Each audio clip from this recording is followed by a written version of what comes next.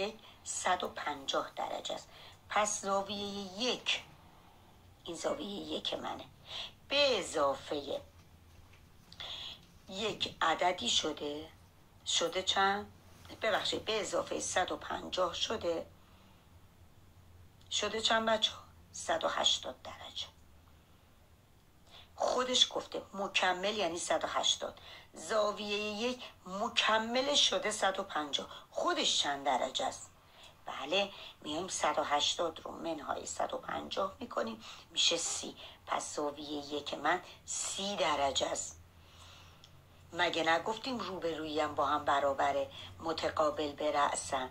پس 2 هم 100% چند درجه است؟ 30 درجه و به دست آوردم. میریم تمرین صفحه 105 سوال 5.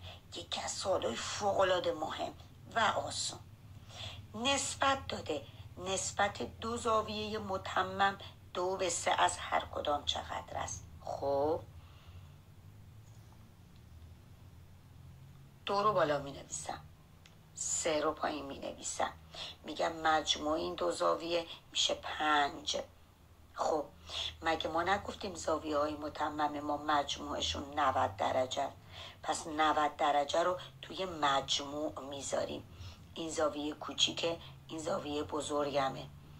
خب حالا باید ببینم 5 ضرب در چه عددی شده؟ 90.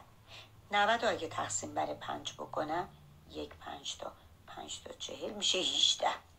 خب حالا اینا رو ضرب میکنم، 2 تا 18 تا میشه 36 تا، درسته؟